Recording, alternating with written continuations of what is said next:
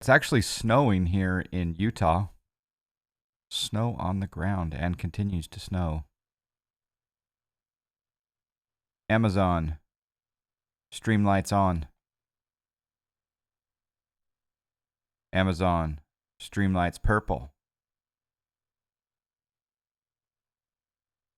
Let's turn on the Lumia. Again, I'm at Little Rock, KLIT. If you want to join, we're going to KCDH, Charlie Delta Hotel. Lumia is on. Amazon, shadow box on.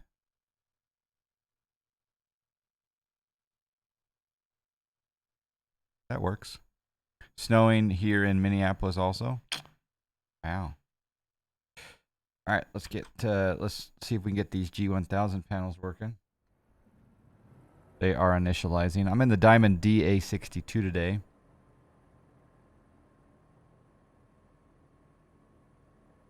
And sure enough, it's working here. So I just used the button here on the MFD and it worked. All right, so we're going to come out here and we're going to hold down the right Alt that has the plus sign. We're going to bring out the PFD. Hold down the Alt again on the right side and hit the plus sign on the MFD. Combines those two. Hit the plus sign to separate them again. We're going to drag the MFD screen down to here. Then we'll drag the PFD down to here. Sweet. You had 2 snowfalls so far this month, but neither lasted very long. I don't know how long this one will last, but we've got, it's white on the ground. Continues to flow. I do have a caution light here. Let's hit the caution button. Alerts, there we go. Pitot heat says it's off.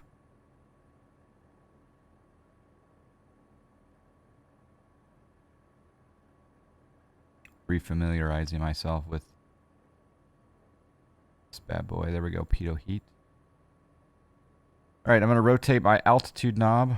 We're going 72 miles today, so I'm going to go a little bit higher than we were yesterday. The bearing is 202, so we are going westbound. We'll go at 6,000. Yeah, 6,000 should be good. Setting the baro, that's good. All right. Let's take a look at the flight plan over here on the MFD.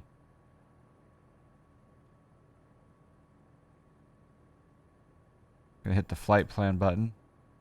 Oh, looks like it's going direct.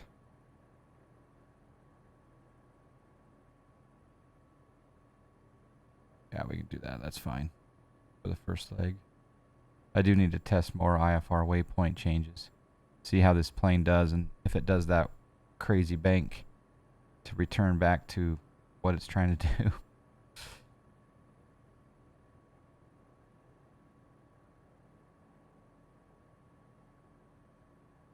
Yeah, everything looks good. All right, let's go ahead and start taxiing. I do see It's Me Brad over there on the ramp. Going to release parking brake.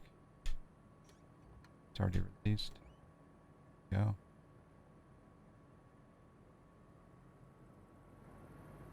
Increase our throttle a little bit here.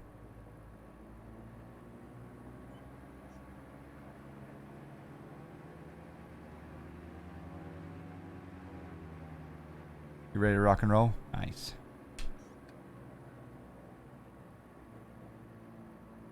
Okay, that's...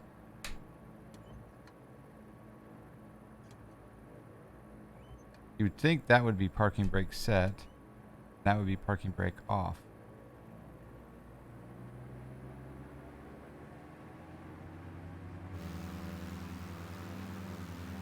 I'm definitely not moving.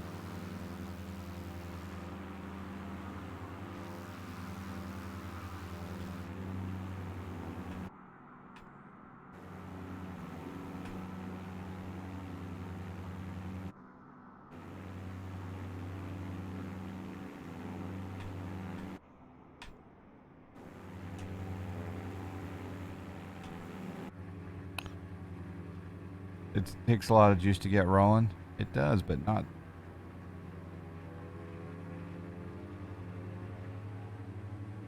Oh, it does. Holy cow. That is a lot of juice.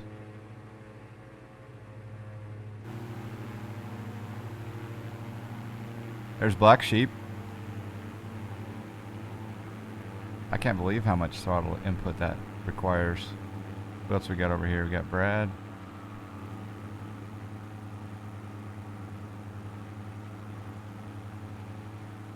I haven't installed that nameplate modification yet. I want to. We'll take off away from the sun.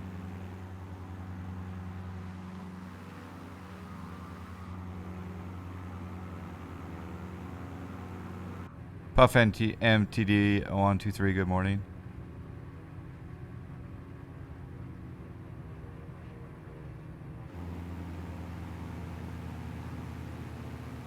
One thing I haven't figured out how to do yet is to get... I'm using the mouse to scroll around for this view. And I would like to have it be on my hat switch. The hat switch that's here on my Warthog joystick. I'd like to be able to scroll around with that, but I haven't figured that one out yet. So I have to use the mouse for the scroll around, or I can use the Xbox controller.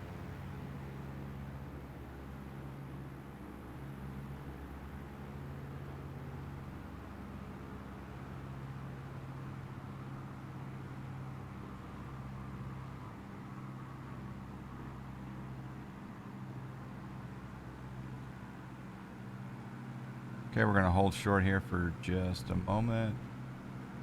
Set the parking brake.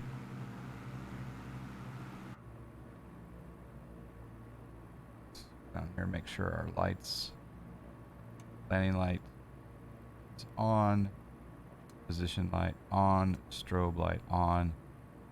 Let's set takeoff flaps. Set.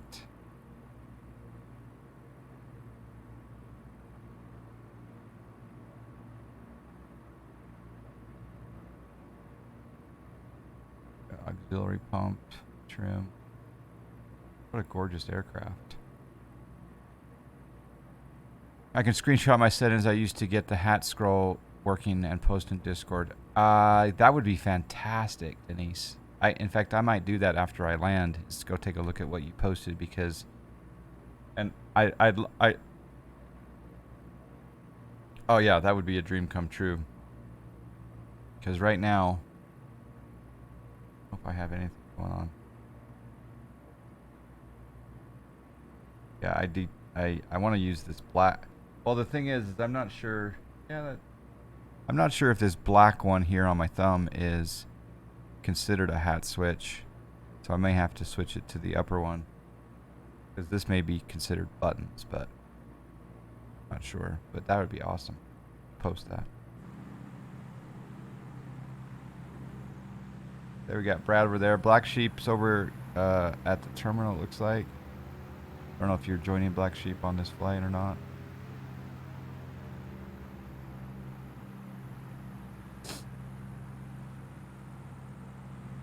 Go ahead and line up and wait. Parking brake off.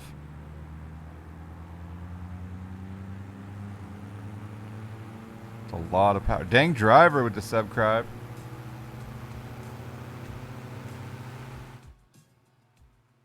Woohoo. Thank you for the 38 months, dang driver. Appreciate that. Tell you what, we'll taxi over to this runway here. Looks like there was a vehicle down there. Yeah, we'll taxi over to 4 left. Thank you for the 38 months, dang driver. Happy Sunday to you.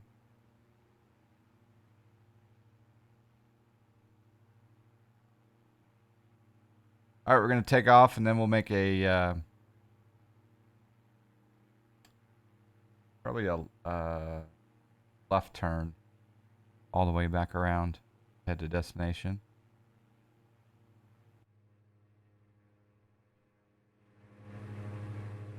Okay, I think we're going. Here we go. Happy Sunday, John. Looks like good weather for you today. Yeah, good weather in the sim. Snowing here in Utah, in the real world. But that's good, because we need the moisture, right?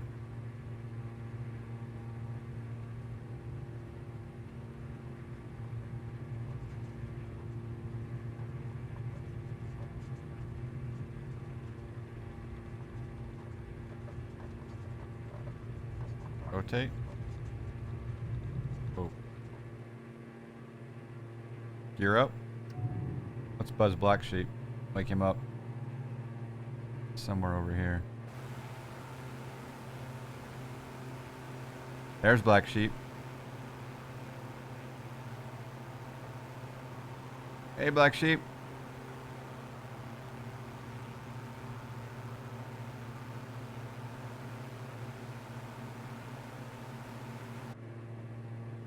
Maybe before we go to destination, we'll just do a few circuits here. Pops up.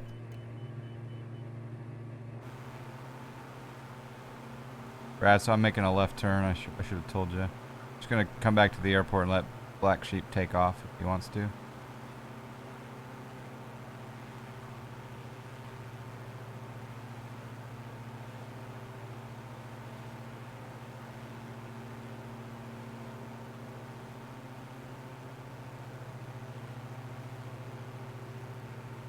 Yep, Black Sheep's on his taxi down.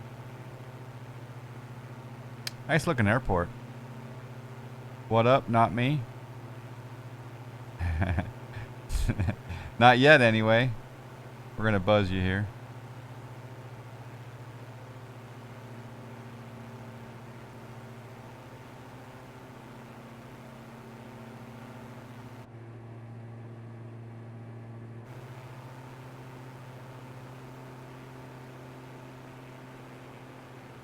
Just making some turns here. Oh, scenery looks fantastic.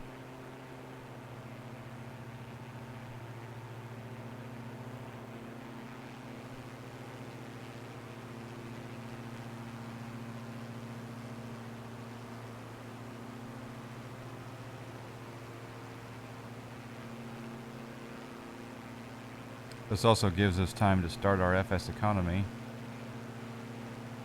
which I better do pretty soon.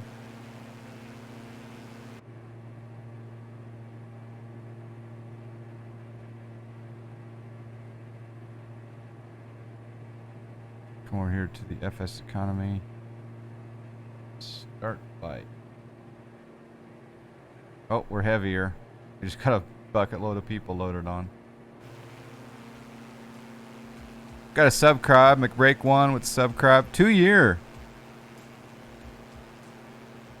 2 year subscribe from McBreak1.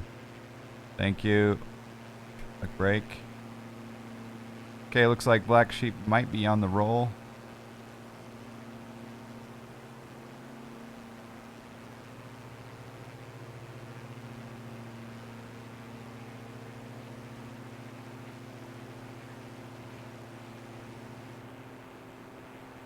I think he is on the roll.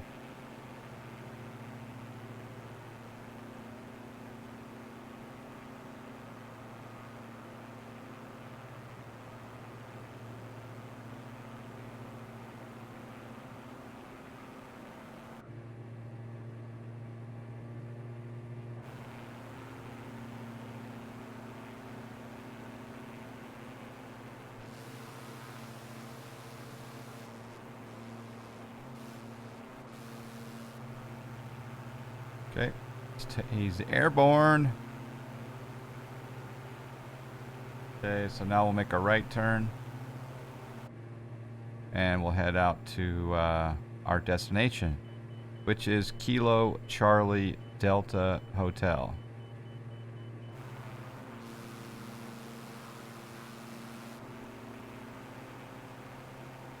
Kind of an unconventional circuits, but hey, we'll take it. All right, let's go ahead and cycle our heading knob all the way down here. Make that continue to turn right. I'm going to hit the autopilot button. I'm going to go into heading mode, vertical speed, nose up. We're going to go up at 500 feet per minute. I'll increase the throttle a little bit here. All right, I'm going to continue on a heading here of 210. No. Let's do 220. Heading 220. You're flying from KELD to CDH and I'm 172. Awesome. There's Brad.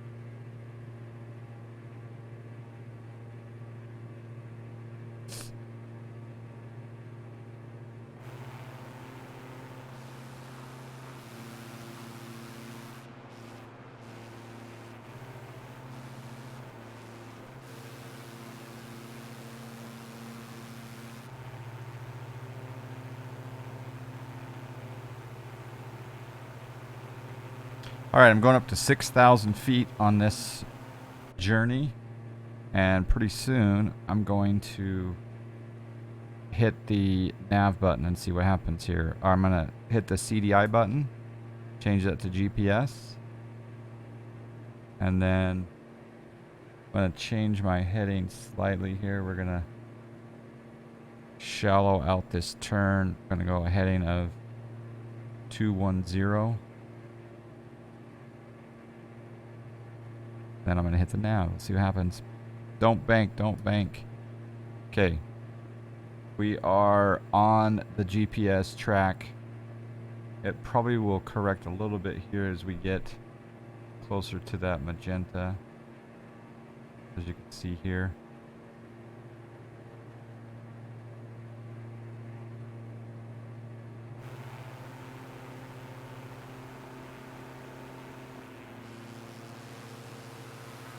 There's Brad up there. Oh, there's Black Sheep.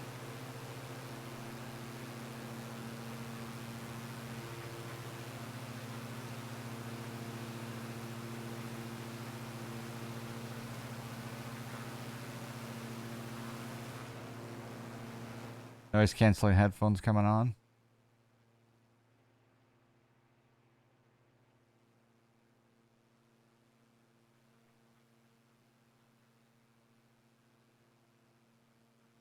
Pretty flat here in Arkansas.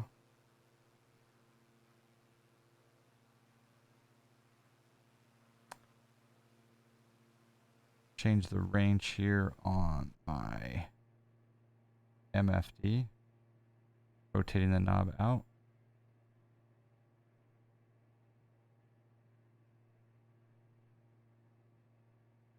All right, we got 65 miles to go.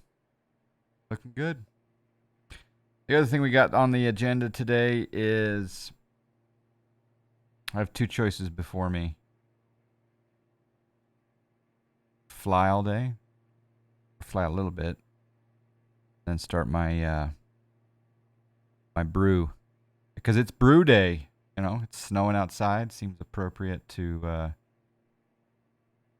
be brewing some brewskis. My first ever home brew. We're gonna get that started today. We got all of the equipment. Kind of excited. We'll see how it goes. I could completely botch it. Never know.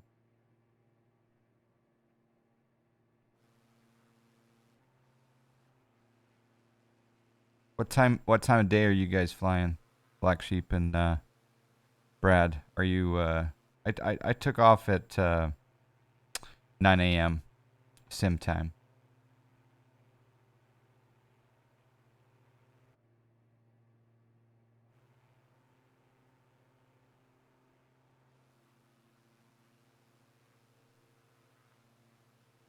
We're also going to be watching the or you're doing real time? Okay.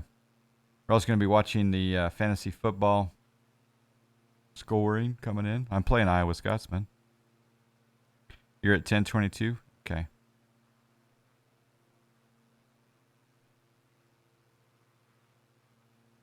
brew day. This ought to be interesting. Yeah. I'll probably do some video. I might do like an unboxing of the equipment and a layout of all the equipment and supplies.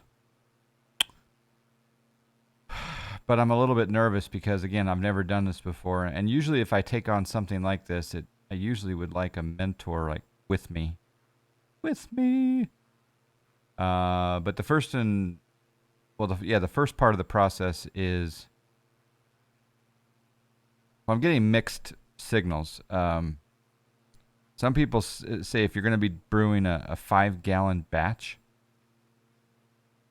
that you start with 2.5 gallons of water in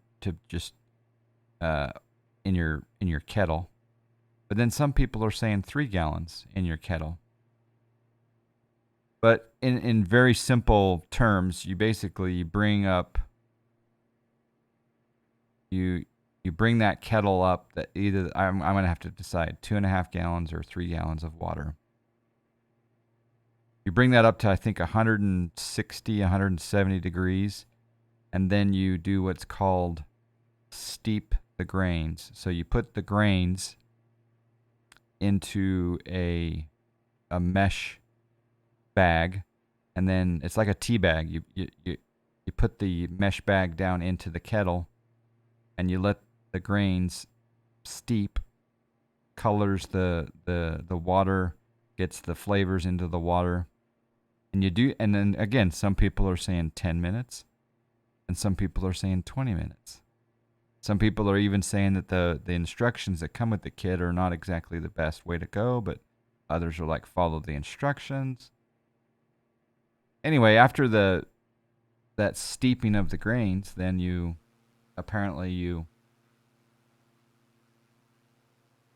add, you bring it up to a boil. You take the grains out, you bring it up to a boil, and then you add your malt. You either have a liquid malt or a dry malt. And then you bring that to a boil, and then you add hops. Like one particular kind of, it's an amazing amount of detail I'm giving you, I know, but then you add the hops, and then something like 45 minutes into the hour-long boil, you add another second set of hops. It's a crazy process.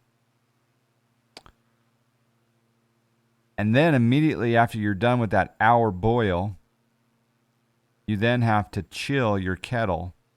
And so I bought a couple of bags of ice, and we're going to fill up the sink, water, ice, and we're going to put the big 5.5 gallon kettle into the sink, and you have to chill it. We know that water boils at 212 degrees. Well, you've got to chill it, that brew, what they call the wort, down to 70 degrees. And then once you get it to 70 degrees, then at that point you can transfer it to your fermentation vessel.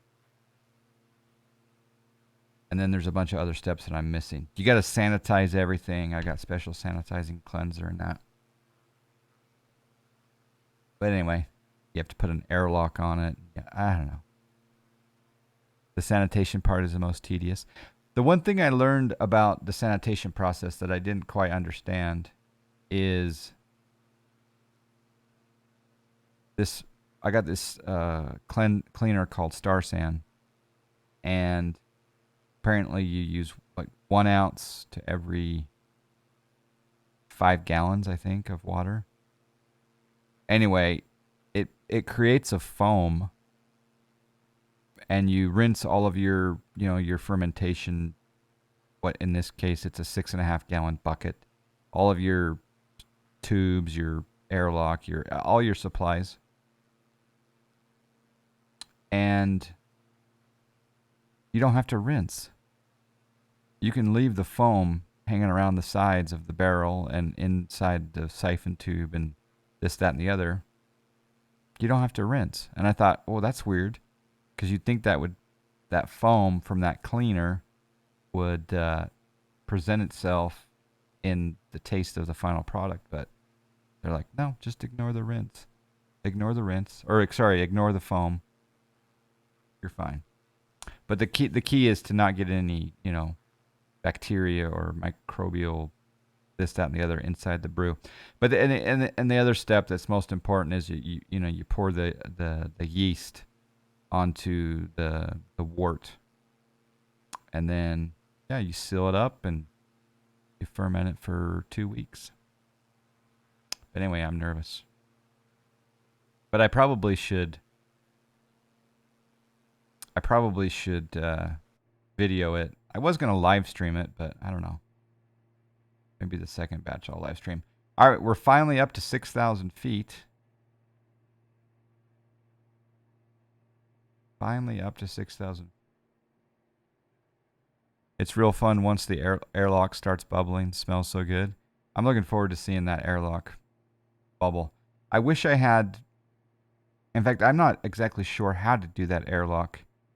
You're supposed to fill it with water, but I guess you fill it with water on the, because there's a tube inside a tube. I've got to research because I've never done this before. But yeah, apparently you put water in there, and then that water is the barrier between the outside oxygen and the fermentation, and then slowly the carbon dioxide comes off of the fermentation, then out that airlock. Yeah, it should be cool. It's a brown ale that I'm doing. What I really need to do is I need to have a Discord conversation with all of you guys that have done this before. So anyway. All right, we're 43 miles out. 43 miles out. We're at Sheridan Municipal. I'm going to go ahead and log on to the Discord. See if anyone's hanging around in the voice chat room. I'm really happy that the Real Sim Gear panel is working. Makes me super happy.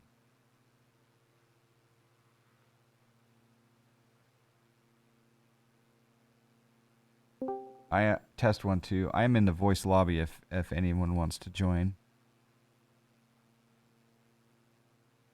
Haven't decided if we're gonna do FSEconomy leg again after this one. We'll take a look. I'll take a look now actually at the jobs.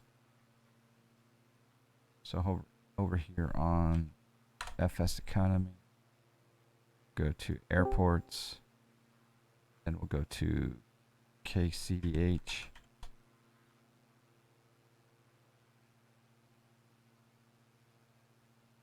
Good morning. Good morning. Does it sound better now? Your mic sounds great, Denise. Same mic, but your little suggestion about doing the loop stuff, I found a ground loop between the Roland and my mixer. So I ran a ground wire between the two chassis like we do in amateur radio, and Yeah. boom, gone. You solved it. With your help. That's awesome.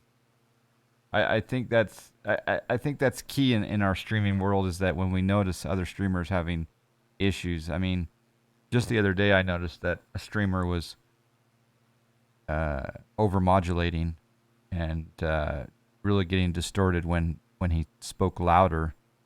It's very key that we just let him know. Just, you don't necessarily need to say it in the chat room, although some people, I'm very welcome to anyone in the chat room saying, hey, there's a problem with this, that, or the other.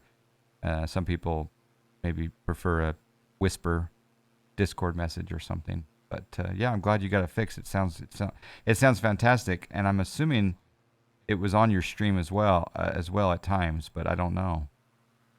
Well, the reason, because the mic and the stream are on a separate channel. The Roland is all my VATSIM audio, so it was on my VATSIM audio. Oh, okay. And my VATSIM and Discord go through the Roland device. That's how I separate out the game audio, and then everything else comes back in from Discord through the mixer, so I can turn it off, obviously. So if somebody gets in my voice channel, that's something. That makes sense. So it wasn't on my stream. That's why I never noticed it, and I don't get on Discord enough, except for when I hang out with John Fly. Yeah, well, it's going to be much easier to chat with you now because, as you know, uh, those whines can be rather annoying to listen to. Definitely. So I'm glad you figured it out. That's pretty cool. Yeah. Um, so I'm still explain to looking me for our again. next. Did you use like ferrite beads or Nope, did you just just loop? used You just looped I just ran a ground strip, because a like a ground strip is flat, so yeah it the doesn't like a does copper. yeah, the Okay. copper ground strip. I just screw to screw from the chassis of the mixer to the chassis of the Roland, Oh, because that's awesome. it was a ground hum, and of course, if you just use a regular wire, we all know that that's an antenna. Well, Yeah, not everybody, but you know, it becomes maybe. resonant. Yeah. I know you said that you memorized all the questions and don't know a lot, and I don't know a lot either. I just know enough to get me in trouble. I But I just can do board level repairs on most Kenwood transceivers. oh, So can you? Nice. I couldn't do that. I can tell I can well, I can't remember exactly how to do it, but I used to be able to cut an antenna to the right frequency, a quarter wave dipole.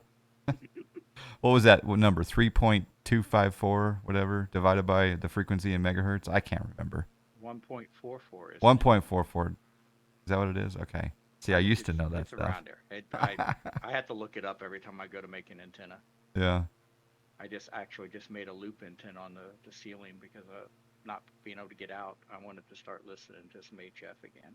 Yeah, it's this weekend in particular is pretty interesting. I think it's CQ Worldwide, the big worldwide contest. I think it's this weekend. There'd be a lot of DX foreign countries on the HF on the shortwave. All right, we're 29 miles out. How far away from CDH are you, Denise? I am. That's what I was looking for. I'm 7 minutes out. Oh, 15. There we go. I was looking for it. Uh, you got to get used to all those G1000s, and then you come back into your home at the Yeah. 5:30, and you're like, "Where's it at? Where's it at?" Yeah. So I'm assuming that this. Well, are you in the new sim? Yes, I am. Okay. So this ETE, that is the estimated time en route That's the time to your next waypoint. to the next waypoint. Okay. So in my case, Yeah, I'm 9 minutes 38. I thought ETE stood for estimated time en route. Uh, yeah, but that's what it's supposed to be. yeah, but this is really Yeah, it's estimated time to destination. yeah. It, I think there's a huge demand for a third party vendor to create a G1000 product for this sim. it's going to be hard. I mean, it's the same thing. I mean, Real Sim Gear, they basically are they're importing the Garmin trainer. They don't actually create the code, and if you create it too much alike the Garmin's going to come after you. And I think that's where some of these, because even the X-Plane G530 is not completely exact, right? But it's not using the Garmin software, right? Mm. Which is Garmin is very big on But yet their intellectual the property or GTN whatever. 750 is using the Garmin trainer. Yeah, Oh, but I I see mean what you're saying. not in the sim. I see what you Everybody in the sim is yeah. using their own coded that looks like a Garmin, but it's not. Well, no, cuz my understanding is that it is the trainer. It's just been they're using the trainer as the visual and the database, and then they're tweaking it Right. because Well, yeah, they're because you interfacing it to the plane. yeah, exactly. So I in my mind because Garmin yeah, of course they're gonna be like John Deere or Gulfstream. They want to protect their IP, but our simulation environment doesn't. It's not. We're not a competitor. Right. So I think that it's more important that for them to protect their database, their navigation database, than it is the actual, you I know. think that's what they're worried about because if it leaks out into the simulation and people that don't there's not a lot of pilots. I don't think. If I'm a pilot, if I'm in a real aircraft and I own a Garmin device, I'm going to pay the $2,000 a year, keep it updated because I'm flying a real plane. Yeah. But I think Garmin's afraid that it leaks out into simulation and there's going to be people trying to use it in the real plane to save money. Yeah, and it becomes a safety issue also. Yep.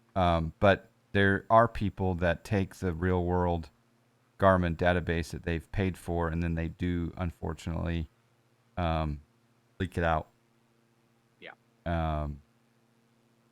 And I've always been of the opinion that, Garmin should come out with a simulation only product that has enough DRM or some sort of it could detect whether or not you're using it in a real product, or if or maybe it validates that you're in the sim by looking at the software. You have to have certain Windows DLLs in play and this, that, and the other. They could do it, but it's just not their market. Yeah. They make, they're making their money on the real world. Yeah. And at least they got the trainer. And that would be my only concern is, and I don't think Garmin would do it because it's free publicity. Yeah. But if they ever discontinued their trainer, it would, the GTN 750, the GTN 530, Yeah. all those real sim gear products would just instantly stop working. Yeah, and well, unless you just kept it on the same version. Yeah. And you didn't, because I think that trainer, the Garmin trainer can't be locked out remotely because it does connect to Garmin. The trainer does? Yep. The trainer connects to Garmin? I didn't know that. Okay, then they could disable that. Yeah. I don't think, like I said, I don't think they would because they use it for promoting their product. Yeah. So I don't think they ever would, but if they did, that it would definitely hurt the GTN, because Yeah. the GTN 750 is basically just interfacing. It's sending simulation data to the trainer and it's interfacing it back so that the displays come into the plane. And it's controlled from the plane. All right, it's an amazing product. Yeah, it is. I love it.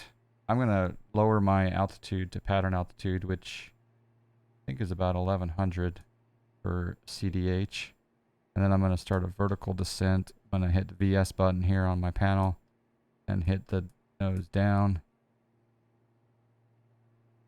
And we'll start our descent because we're 13 miles out. It's really fun having these knobs and buttons right here in front of me. Buttons are always fun. Yes.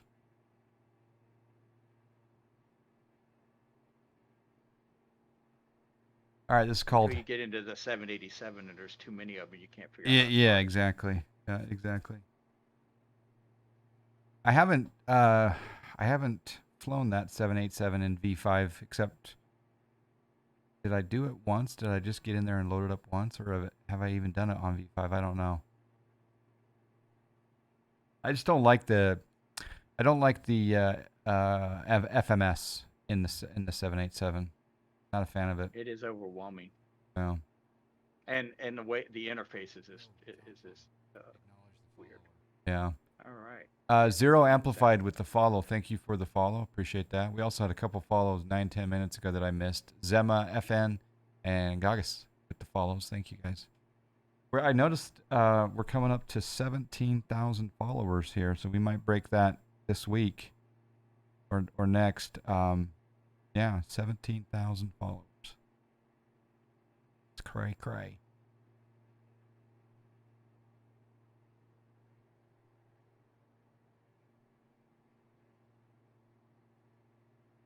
You didn't happen to pull the wind data, did you? No. I'm on a preset for weather right now, so. Oh yeah. I'm just tuning in an or two. No wind, I'm assuming. You lost your sound. Any help, please? You probably have to be a little more specific. Did you lose your sound in a simulator? Did you lose your sound on your iPod, iPhone, your TV? I'm assuming Microsoft Flight Simulator, but I can't make that any assumptions. And if you lost your sound, I say reboot Windows, right? Antbone001, how you doing? Good morning. All right, we're at 4,700 descending. I'm a little bit high. I'm going to hit the nose down. That'll increase our feet per minute to 1,200. We're going to be a little aggressive here. You can see on the PFD it says minus 1,200. And we're getting into the yellow arc, so I'm going to bring back the power quite a bit here. So we stay out of the yellow arc.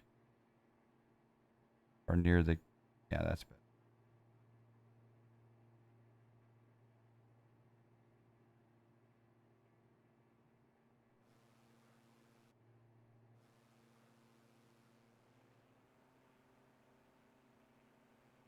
All right, I'm going to do a right downwind.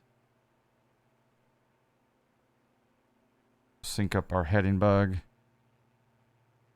This plane, when you hit this heading sync, it goes the opposite. They're working on that. All right, so heading bug, hit the heading bug mode.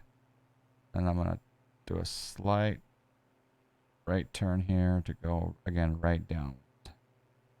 You're going to do a right pattern to runway 36. Yes. Yep. Probably should have done a left downwind, but oh well. As long as it's, I've got you on my fish finder up there. yeah, I just turned off because I'm coming back in to do a right downwind to 36. I just pulled the winds. They were coming out of the north by about 3 knots, which isn't really. Isn't much, but when you're in a Cessna, it's every little bit helps. Are you in the 6-pack or the G1000? The 6-pack. Like that. I love my 6-pack. I like the 6-packs. I mean, I like the G1000. It's just not in the 172. Yeah. Amazon Streamlights Red. Go. Get them a little more serious here. I just vectored out because I'm going to come in 45, enter the right pattern, right downwind. All right. I was a little high. I keep forgetting this is not like the S-Tech autopilot, in X-Plane and stuff. Yeah. It's a little bit weird. So I set it all up and I forgot to hit arm so it didn't descend. Oh, yeah.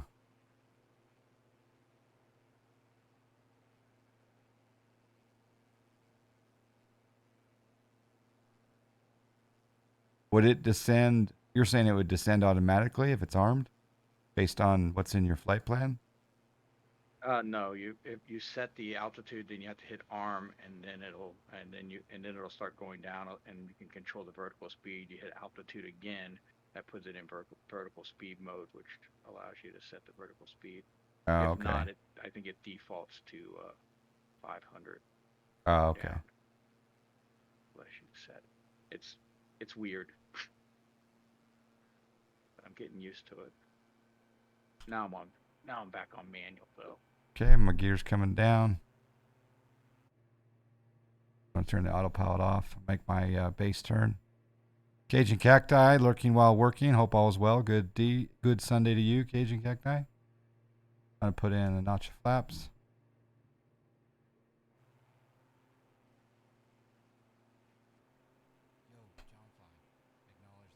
We got another follow. We got Hunter0765 with the follow. Thank you. A little bit of a wonky base turn, but we'll take it. Got another follow. We got Tricosterol with the follow. Thank you.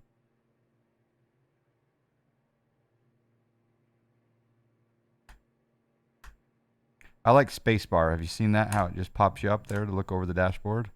I like that. In case you can't see it.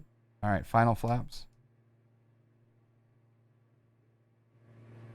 A little engine noise back on. I don't know if it... Maybe my sim does have some wind in it. Because it feels a little bouncy. I think the default weather has like from the north at 2 knots for everywhere. If you have the default, unless you delete all the wind layers, but I think even though high up, it's 2 knots from what my experience has been. Right downwind. Pretty sick. Landing. Yeah, I'm definitely bouncing and landing long. Like Brad is on base right now.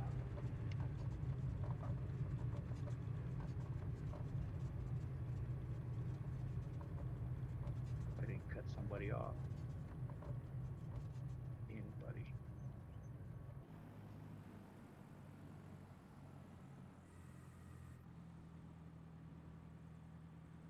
Sir, how you doing?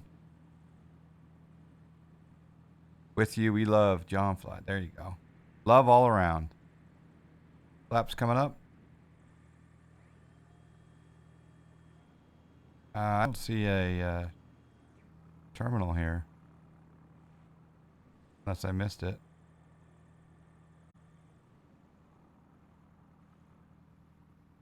Is there one down on that end, maybe? I don't